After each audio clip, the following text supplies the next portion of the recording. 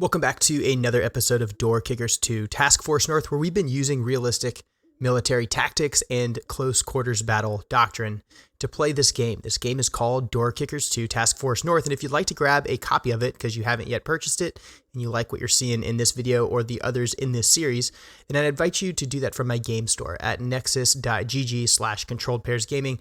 A purchase from my game store will support the channel directly, and I'm really grateful for each of you who choose to buy the game in that way. Today, we're looking at a level called 24 New Avenue, taking a break from the campaign just briefly so that we can level up our characters a little bit and try out some of these custom missions that have been floating around. I spotted 24 New Ave on the Steam Workshop, and believe it or not, Door Kickers just passed 2,000 total custom maps that are floating around in the workshop with a ton of phenomenal options there. I'm really grateful for all the map makers. If you guys are map makers and you want me to check out your levels, I can't ever promise that I'll check out yours specifically, but I'm always looking for certain things.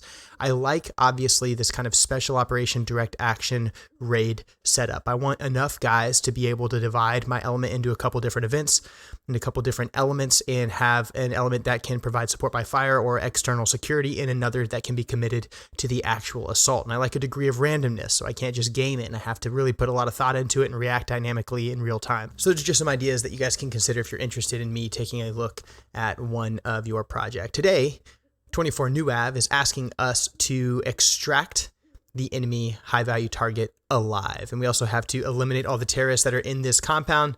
This compound does look to be a familial residence. When I say familial residence, I simply just mean a place where a family lives. And like we always do when we play, we perform intelligence preparation of the battlefield, and we do some course of action development before we commit our rangers to the assault. We do that so that we have an understanding of what's going on in the environment, what the enemy might be doing, and what actions we should take to mitigate the risk of the enemy performing his plans. When we take a look here, first we see that there is what we would call a man-made protective obstacle on the perimeter of this entire compound in the form of a large fence. That fence provides some cover to me. It also provides cover to the enemy and concealment to both of us as well. There's also concealment around the periphery in these thick shrubs. This would allow the enemy to blend in, put early warning positions, guard posts, electronics that would allow him to detect me before I arrived at the compound. Those are all things that could cause me to lose the element of surprise. The element of surprise, of course, being one of the key fundamentals of close quarters battle, the other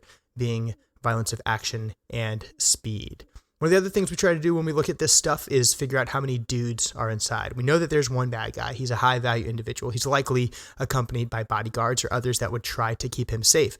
One of the ways we can tell how many people are in a residence is by counting the vehicles. We have a car right here. We have a car right here. We have a car right here. So we have 3 cars, each one capable likely of holding 5 people. So total capacity to move 15 humans are parked in the vicinity. Then we take a look at the structure itself, and we try to look at where people might be living or how they might be sleeping. And we don't see any living areas or bedding areas on the first level, but we do know this is a multi-level structure. So there's either a basement or a second level. Unfortunately, that's not yet simulated in Door Kickers, so we kind of have to just guess. And I think under a worst case scenario, based on what we're seeing, we're talking about up to 15 dudes, one of those, of course, being my HVI. Now, when we take a look at the structure itself, I immediately notice that it's difficult to get into this thing. We've got a locked door here. We've got a locked door here. We've got an open breach here, but adjacent to that open breach is glass windows, meaning if we come around here, we're immediately going to expose ourselves to anyone that might be seated here eating at this plate. So there's a lot of evidence here in the kitchen that people might be out and about. There's some food and some stuff like that. We have a big conference area, or like a business space or a dining area with 4 chairs so they can seat 8 people. That kind of, continues to inform how many people we think might be in this structure. As far as the actual living area, TV, room to seat, 2, 4, 5, 6 people here. So if we have 8 and 8, there's 16. There's another 6 right there. Okay. Out here, interesting. So here's our foyer with the welcome mat. If you come through this breach, you've got a glass door on your left. That's problematic, of course, because if you've got a bunch of people gathered around here for a meeting, which, is indicated by the number of vehicles and the amount of people this place is holding and the fact that there's dinner plates and whatnot all present. If you do come through here, you're immediately exposed on the flank to this large area. So this is a pretty dangerous center fed room directly adjacent to a corner fed room, and then a short room in the form of the bathroom right next to it.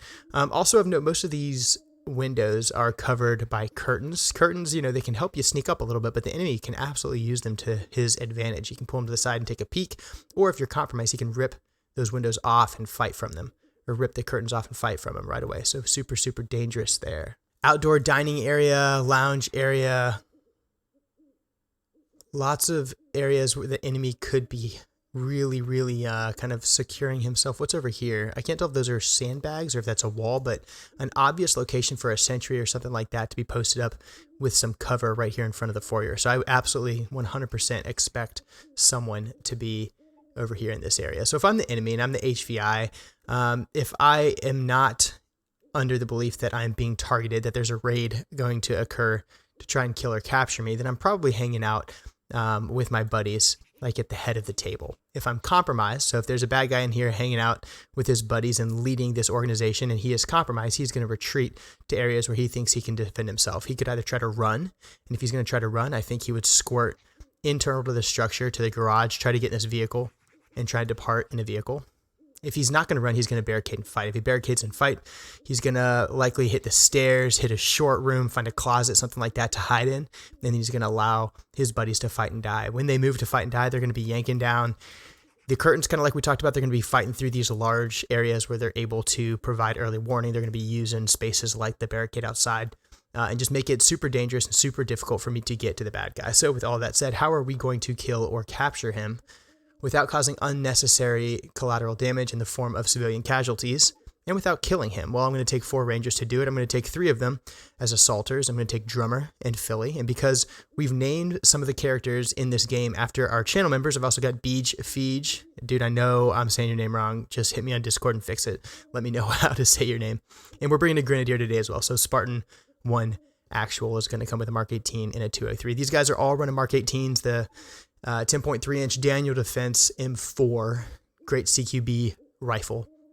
Glock 22s, Ranger vests. We got a mix of flashes and frags and wall breaches and more bangs and an AT4 for good measure and a wall breach. People in the past have, you know, kind of roasted the fact that I'm bringing AT4s to CQB fights. Guys, super common, at least in a military atmosphere, to solve barricaded shooter dilemmas with shoulder-fired munitions.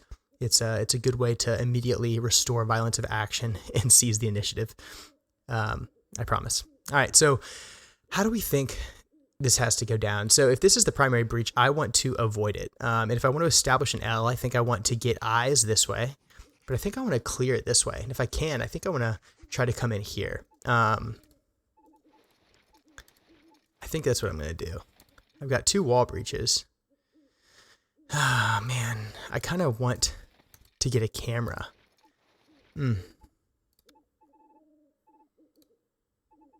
I wish I had a camera. You know what? Cameras are for cowards. We're going to go hard. All right, let's go ahead and get to planning. What we're going to do here is I think we're going to peek this direction just to build situational awareness, likely wall breach here to go loud. I've got a grating door there. I don't know if it's going to be locked or not, but we'll end up fighting this way. I want to get eyes deep here as well. So once I've got good eyes here and good eyes here, I can make a decision on which way we're going to clear. I think we're going to clear up top and potentially kind of fight from this threshold, but then go deliberate, explosive, leading with handhelds through here with at least 2, hopefully at least 3.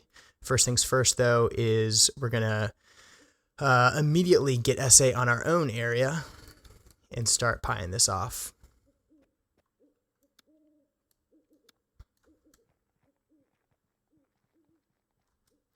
And when we work this pie, it's just a good way to give us the benefit of really good geometry. So we've got some standoff from this concealment. We're able to really be careful about how much of this area we expose in a given time. All right, next we're going to come up here into cross coverage right here. I wonder if there's a way to get through up top. There's not, but we can go explosive up there, so we'll do that.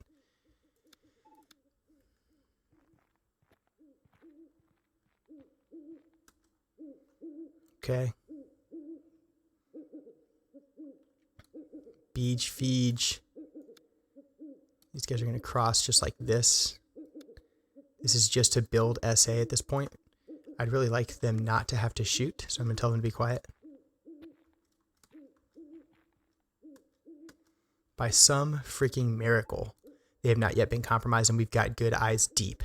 So I'm going to hold this for now.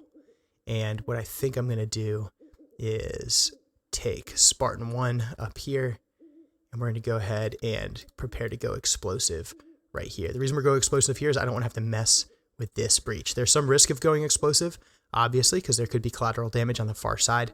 I'm going to mitigate that risk by just being super freaking violent and really, I don't think that there's the risk of collateral damage in this specific location. It just doesn't seem to be a spot where we would likely encounter civilians. So,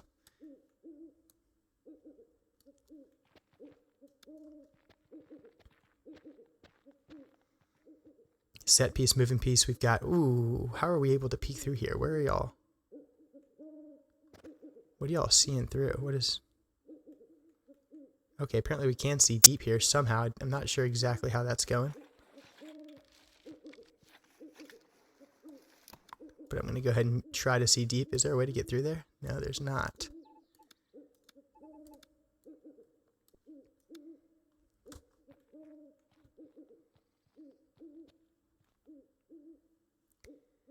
Okay. Still very, very quiet. Great. All right, wall shot. We know it has a really high net explosive weight. There's a lot of blast overpressure associated with it. We don't want to injure our people. We're going to try and get some standoff from it. What we'll do is end up throwing some bangs at the same time as this thing goes off. So we're going to bang this because we think that's a defensive fighting position. That's going to set conditions for Beach Feech to peek this corner, potentially hit it with a grenade if, in fact, it does appear to be occupied. These guys over here, Beach is going to be, really alone and unafraid down here by himself. These guys up here are going to go hard and fast to establish long security here, clear this direction just to make sure there's nothing on our flank, and then go dynamic through this breach here. So those bangs are going out now. No longer do we have to be quiet. We're going to go ahead and breach this. That breach is open. We will pie here.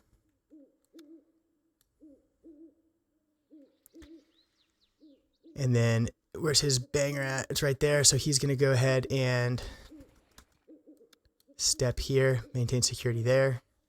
These guys up top are going to go ahead and go dynamic. Lead man is going to take long. 2-man is going to get his flank. We're going to go high, low, long. There we go. Okay, unoccupied, so that went our way. We are going to hold this angle, though. We got one deep. Who is that? He's got a 74 SU. Doesn't favor us well. We'll go ahead and peek back into this corner, try to get around and see if we can hit him with a better standoff munition. So I don't want to fight that angle. There we go. All right, we've got private security right here. We're about to get into a gunfight.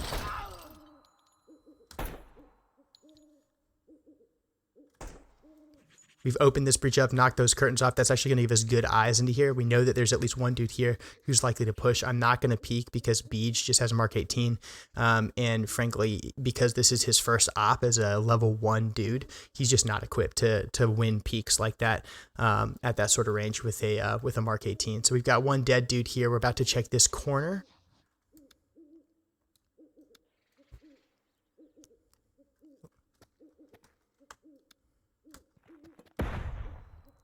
Private security guys down right here.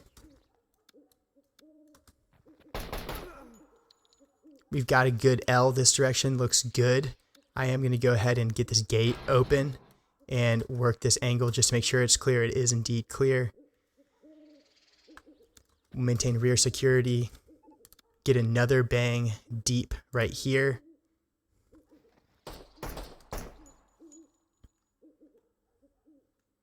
B just holding his corner just fine down here. We've got a nice little L established.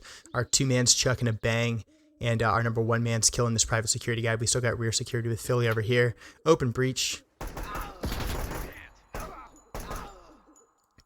I'm actually going to step a little deeper with Spartan. Now we've got 2 guns in the fight. I'm going to get more bangs out here just to continue trying to set conditions for us.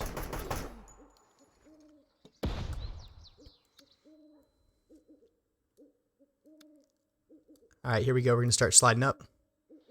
Lead man's got the door. 2-man's got deep.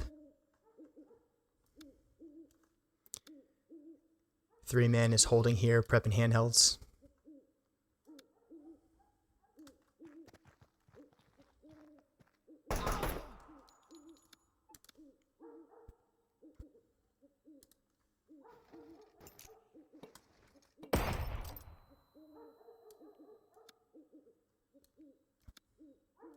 We're going to go ahead and pan this door rather than commit just based off the amount of contact that we've had.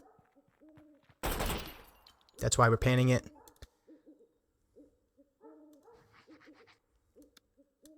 Barricaded shooter deep. If we had gone dynamic into there, we would have paid for it.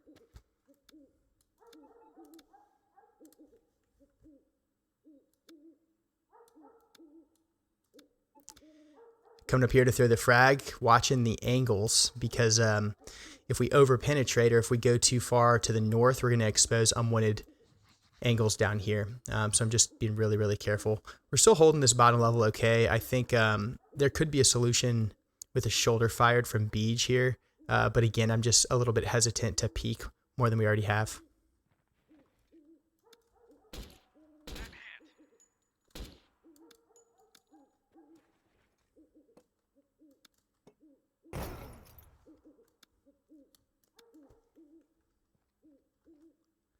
All right, what do we got in here? That's a hostage, private security, private security.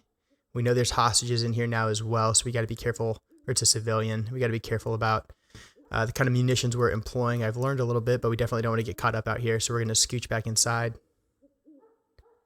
Hold this, my dude.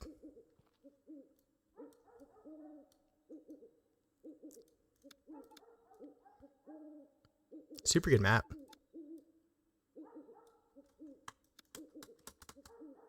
Okay, that's as far as I feel comfortable going with this guy. We've confirmed that this dude is dead. So we'll go ahead and we'll prep this space again. I'm going to put the bang right here to affect this breach and then affect some of this area as well. We will go dynamic at this point. It's going to be a 2-man clear. We're going to hold along with Spartan. That bang's going in now.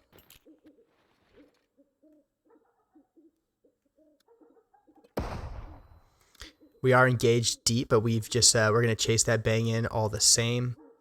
I'm actually going to just push long right here and end up holding it because we got to maintain this door here as well. Holy shit, even though we had long security, we still lost the guy outside. That's troublesome. We're getting pushed down here by Beej as well. Who just died? Damn, dude. Philly's up, drummer's up. We're going to start chucking freaking frags back here.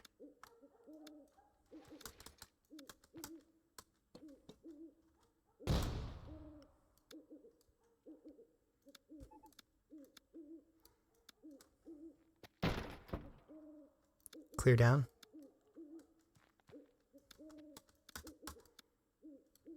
Okay. Based off of having lost a dude out here, we know that there's another bad guy out there, so we've got to maintain rear security now. We've also got to do what we can to try and clear this fatal funnel without over penetrating it and exposing ourselves to unnecessary risk. So I'm being really, really careful about how I'm pieing this thing. I'm even going to stack up in here and try to get another bang in this next room before I pan. Still got good rear security.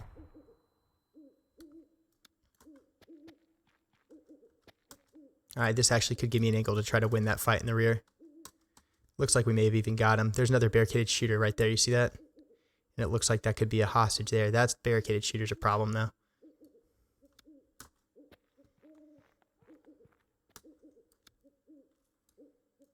Okay.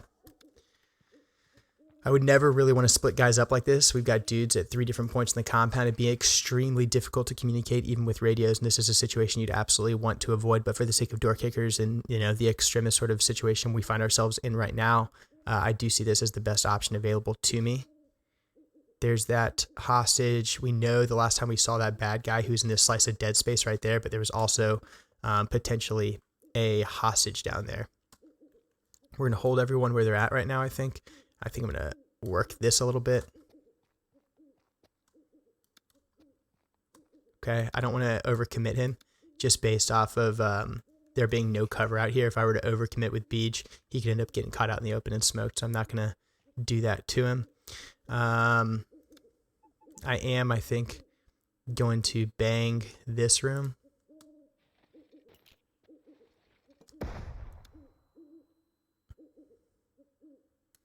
Which allows us to real quickly pull that move there. Open breach here. I'm going to get Beach down to cover our 6. Hold there, bud. All right, so see what I've... Holy shit. This guy must have been right behind us. That's crazy. So see what I've done here is I put Beach in a position where he can watch this breach. So if there's anyone else in here trying to squirt this way against our lone assaulter that's kind of out and flapping right here, Beach would be able to interdict him. We've got Drummer in a position where he was able to spot this one guy who apparently found like a slice of dead space to hide in, and we're finally starting to really tighten the noose on the HVI, who I think it's safe to say has, rather than run, chosen that other course of action was to barricade and allow his buddies to fight for him. So I'm thinking the HVI is in here somewhere at this point. And it's cool actually that we've got most of this cleared from external because we can start pushing up a little bit, and I've still got great security from Beach on that breach down there. Who's that? There's our HVI. He wasn't in here. He was over there. Cool.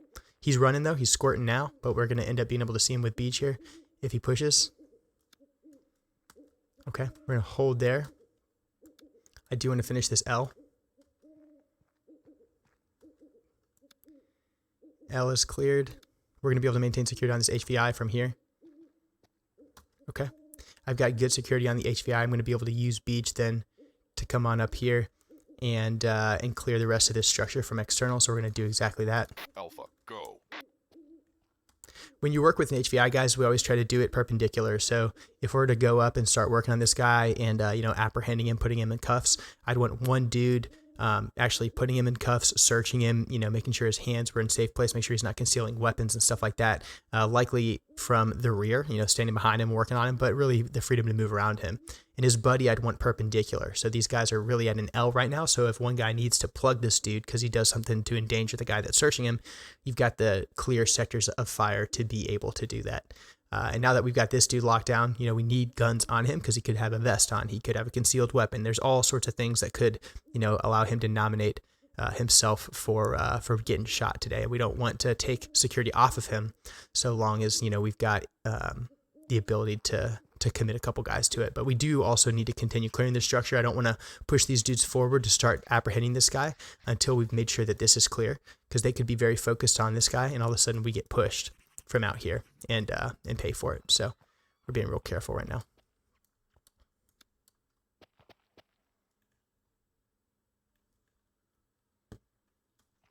Okay, looks like that's clear. There's still a short room right there that we're going to maintain security on. Now that that's done, I'm going to move over here. I'm going to go ahead and apprehend this dude.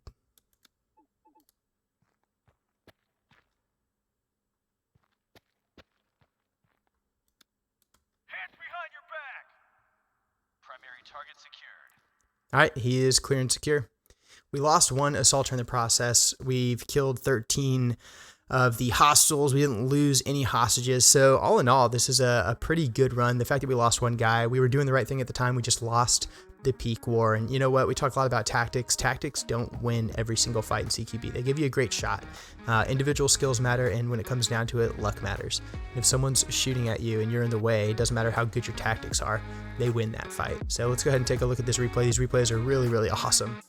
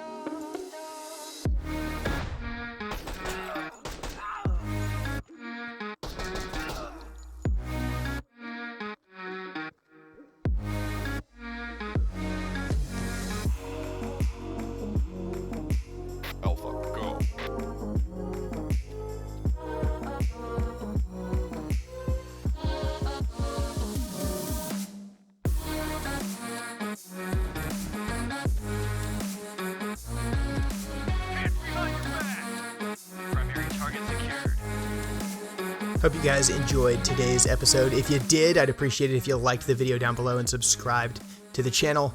If it's your first time here and you don't yet have a copy of Door Kickers, remember you can grab a copy from my game store. It's nexus.gg/controlledpairsgaming. The link to that is down below. Come over and swing by Discord, guys, if you want to get in on games like this and other ones where we play tactically and enjoy one another's company and the team challenges that exist in this sort of community. So thanks so much for being here. I'm Controlled Pairs, play the most immersive tactical shooters and combat sims in the world. This is Door Kickers 2, Task Force North, and I'll see you guys in the next one.